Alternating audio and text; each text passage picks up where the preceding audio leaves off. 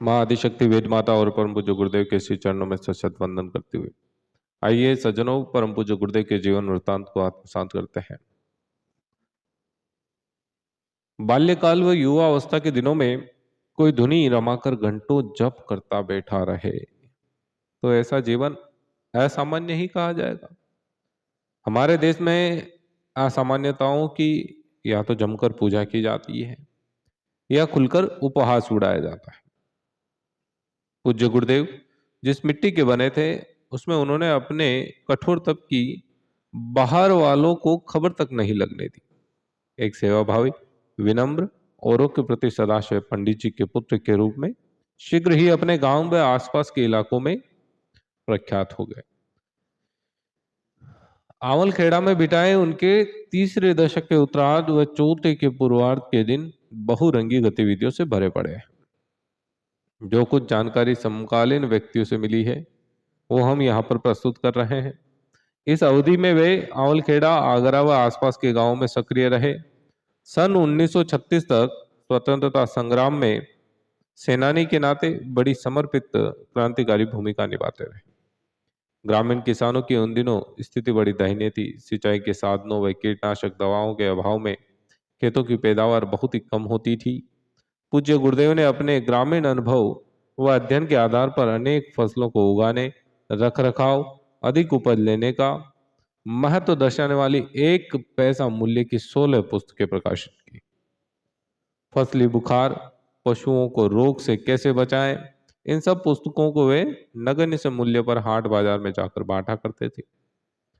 ये बात अलग है कि घर से कोई मदद न मिलने के कारण उन्होंने अपनी प्रथम पत्नी श्रीमती सरस्वती देवी की जो सोने की हंसली थी उसे गिरवी रखकर ये काम किया। खड़ी हिंदी में वह सब किताबें लिखी जाती तो शायद जनता प्रभावित नहीं होती। देहाती ब्रज भाषा में उन्होंने जाति भेद, मृतक भोज, खर्चीली शादी, पंडावाद और अन्य अंधविश्वासों पर 5 पुस्तकें बड़ी व्यंग्यात्मक शैली में लिखी जो बड़ी लोकप्रिय हुई।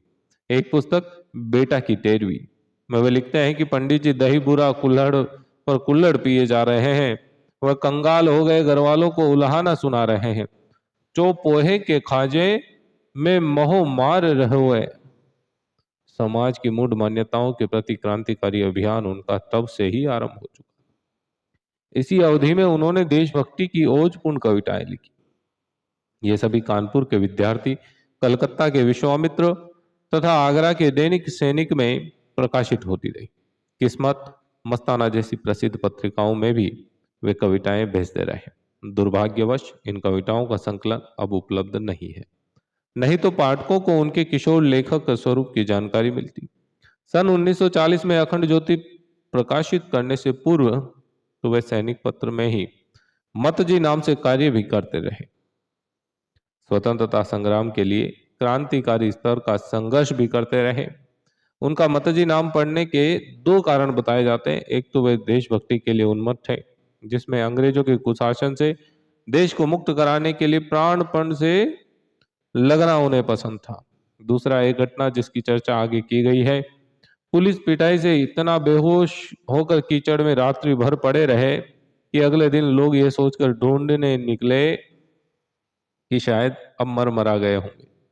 देखा तो बेहोश थे, दांत में झंडा अभी भी था। उनकी यह लगन चाहे मर जाए देखकर उनका मतवा या मत नाम पड़ गया।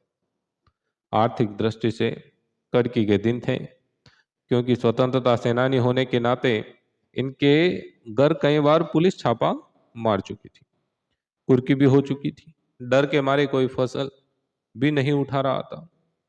वे घर वालों को समझाते थे, थोड़े दिन कष्ट सहना है, फिर सब ठीक हो जाए। सब उनकी इस देश निष्ठा से परेशान थे। इन्हीं दिनों के जीवन का एक विचित्र प्रसंग है, जिनसे उनकी गोमाता के प्रति भक्ति व पर दुख कातरता की अनुभूति होती है। सियाराम मैं सब जग जानी वाले नवनीत अंतःकरण से परिपूर्ण युवा श्री राम ने देखा कि गांव के कुछ मुसलमान कसाई 2 गायों को, जो अभी भी पर्याप्त दूध दे सकती थी, मात्र लंगड़ी थी काटने के लिए ले जा रहे थे। पूछा कि उन्होंने कितने में खरीदी है। पता चला 28 रुपये में खरीदी है। सोचा क्या किया जाए, कहाँ से आए ये पैसे। तुरंत गांव के साहूकार गुलजारी के पास जाकर 35 रुपये उधार लाए, बैलगाड़ी किराए पर ली, घास के 2 बड़े बड़े गट्टर खरीदे, गायों को उठवाकर बैलगाड़ी पर दोनों गायों को रखवाया, दोनों बैलों के साथ स्वयं भी लगे। वह सुबह के चले, रात देर तक हाथरस जा पहुंचे। वहां की गौशाला में गायों को पहुंचा दिया। अगले दिन बैलगाड़ी पुनः लौटा दी, किराया चुकाया, 1 हफ्ते में सूद सहित कर्जा भी। अपना सब कुछ लगाकर भी जिसने 2 गायों को बचाया, उसके भविष्य को संभवतः सूक्ष्म जगत से देखने वाले देवतागण ही समझते थे। भले ही तत्कालीन नर्तनधारी व्यक्तियों ने इसका कोई मूल्यांकन नहीं किया हो। महिलाओं के बारे में उनका दृष्टिकोण बिल्कुल साफ था। वे जानते थे कि जब तक देश की आधी जनशक्ति नारी को ऊंचा नहीं उठाया गया, देश प्रगति नहीं कर सकता।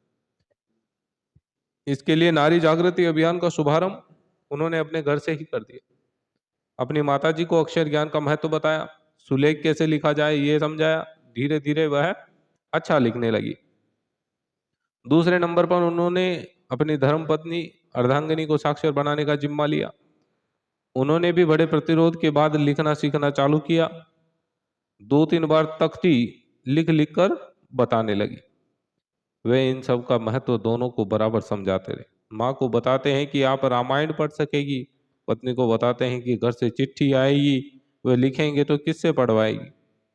बात छोटी सी, पर 30 के दशक में एक किशोर नारी साक्षरता की दिशा में इस सीमा तक सोच रहा था। वह जग का सुधार अपने से ही करने का बेड़ा भी उठा चुका था। बाद में उन्होंने घर में एक प्रौढ़ पाठशाला आरंभ करी, जिसमें हिंदू मुस्लिम दोनों ही धर्म की महिलाएं आती, अक्षर ज्ञान तथा फिर लोक व्यवहार का ज्ञान सीखती। बाद में मथुरा पहुंचने पर स्त्रियों का गायत्री अधिकार, पुस्तक लिखने तक उन्होंने नारी जागरण की पूरे भारत में धूम मचा दी थी। एक बार गांव के साहूकार जी के घर में आग लग गई और पूरे घर में फैल गई।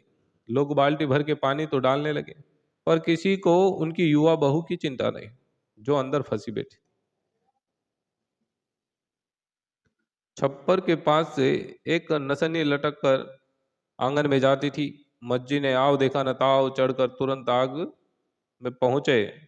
जब तक छप्पर नीचे गिरे उसे लेकर बाहर आ गए, प्राथमिक चिकित्सा दी। जब तक साहूकार जी धन्यवाद देते वे रवाना हो चुके थे। ऐसी थी उनकी सेवा साधना। आवल खेड़ा की ही एक और घटना नारी मुक्ति से जुड़ी है। उस गांव की एक ब्राह्मण विधवा युवती थी, किसी मुसलमान से गर्भवती हो गई। माँ बाप पूरे गांव में निंदा भाजक बन गए। उसे घर से बाहर न निकलने देते थे। कोई गर्भपात की सलाह देता तो कोई युवती को जहर देने की बात करता।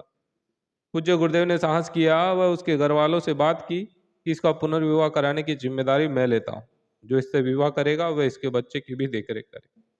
वे उसे मथुरा आर्य समाज ले गए, जहाँ की चौक शाखा के बाद में प्रधान बने। वहां उचित वर ढूंढकर उसका विवाह एक विधुर से करा दिया। उसने बड़ा उदारता पूर्वक उसकी संतान को अपने पास रखा। इन दिनों अभी भी वह महिला कानपुर के एक मोहल्ले में अपने जीवन का उत्तरार्ध बिता रही है। हर पल धन्यवाद देती है उस देवदूत को जिसने उसे कुरीतियों की बेड़ी से मुक्त कराया। एक गर्भवती विधवा का पुनर्विवाह हुआ, कैसे संभव था?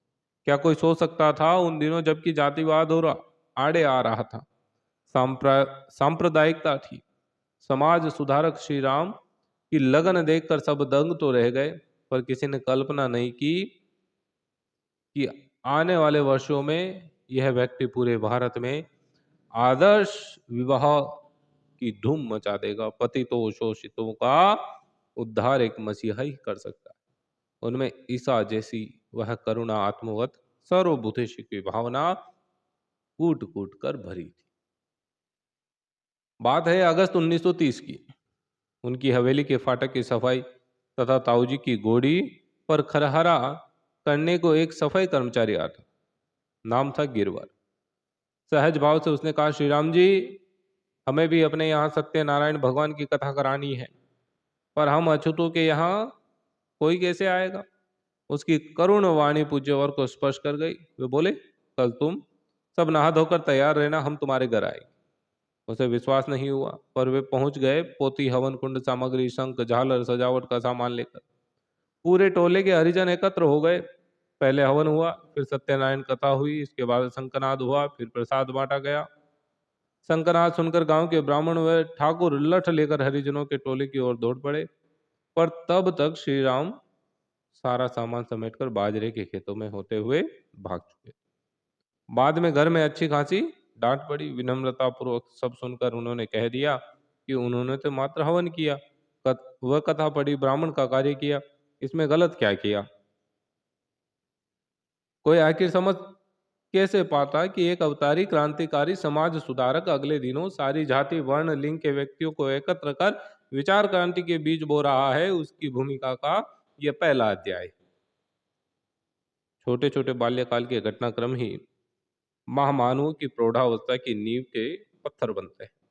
उस समय भले ही उन्हें समझा न जा रहा हो, पर समयानुसार कालांतर में जब बीज परिपक्व होकर उर्वर भूमि पाकर अंकुरित पल्लवित पुष्पित होते हैं, तब तक उस वृक्ष को देखकर सभी हर्षोन्मत्त हो उठते हैं। विराट व्यक्तित्वों के साथ काल्पनिक गलत कथानक जोड़ने वालों की कोई कमी नहीं, और जो वास्तविक घटनाएं हैं वह इतिहास पटल पर स्वर्णिम अक्षरों में अंकित हो, स्मरणीय बन जाती है। जब यह गौरवपूर्ण इतिहास सारी मानव जाति के समक्ष आता है, तब सब कहते हैं कि हमें तो पहले ही लगता था कि होनहार है, महापुरुषों का मूल्यांकन समय पर जीवित रहते नहीं हो पाता, बाद में इनकी महत्ता समझ में आती है भैया। प्रिय सज्जनों, उम्मीद करूंगा कि आप